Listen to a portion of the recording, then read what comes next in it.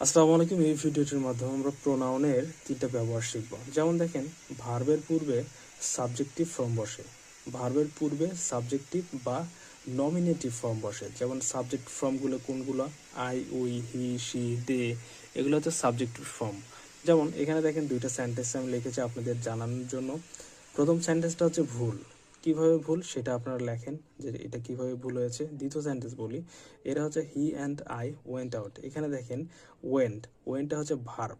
ওয়েন্টটা কি? এটা হচ্ছে ভার্ব। এই ভার্বের আগে সাবজেক্টিভ ফর্ম বসেছে, আই বসেছে, যার কারণে এই সেন্টেন্সটা সঠিক। এবং এই সেন্টেন্সটা আরেকটা কারণে সঠিক, যেখানে দেখেন এই যে 2, 3, 1 অর্থাৎ 231 একটা ফর্ম রয়েছে। এটা একটা গ্রামাটিক্যাল ফর্ম, মানে আমরা বুঝি সেন্টেন্সটাকে সঠিকভাবে লেখার জন্য যে সাবজেক্ট এটা কিভাবে বসে। এটা হচ্ছে থার্ড পারসন, প্রথমে আগে সেকেন্ড পারসন বসে, তারপর থার্ড পারসন, তারপর ফার্স্ট পারসন। যদি অপরাধ স্বীকার করা বোঝায় সেক্ষেত্রে 1, 2, 3 অর্থাৎ 123 যে ফর্মুলা, সেই ফর্মুলা অনুসারে আপনার সাবজেক্টগুলো বসে থাকে। কিন্তু এখানে তো অপরাধ স্বীকার করা বোঝাচ্ছে না, এখানে সাধারণ সেন্টেন্স প্রকাশ করছে।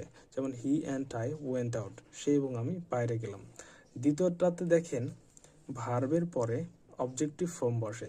এখানে দেখেন ভার্বের পূর্বে ছিল, এখানে হচ্ছে ভার্বের পর। এখানে ভার্বের পর বলছে যে অবজেক্টিভ ফর্ম বসে। অবজেক্টিভ ফর্ম কোনগুলা? যেমন আস, তারপর হচ্ছে দেম, এগুলো হচ্ছে অবজেক্টিভ ফর্ম। যেমন রহিম হেল্পড আস ফ্রম বিগিনিং, রহিম আমাদের শুরু থেকেই সাহায্য করলো। কিন্তু দেখেন বি ভার্বের পর সাবজেক্টিভ ফর্ম বসে। এখানে বললাম যে ভার্বের পর অবজেক্টিভ ফর্ম বসে, এখানে হচ্ছে বি ভার্বের পর সাবজেক্টিভ ফর্ম বসে। যেমন দিস ইজ হি স্পিকিং, এটা হচ্ছে বি ভার্ব। বি ভার্বের পর হি হচ্ছে সাবজেক্ট, সেটা বসেছে এখানে। পুরো সেন্টেন্সটা হচ্ছে he is, this is he speaking. খুবই সিম্পল। দেখেন এখানে বসেছে ভার্বের পরে, আর এখানে এখানে দেখেন বি ভার্বের পর সাবজেক্টিভ ফর্ম বসে, আর বি ভার্বের পরে অবজেক্টিভ ফর্ম বসে। আর এখানে দেখেন ভার্বের পূর্বে সাবজেক্টিভ ফর্ম বসে।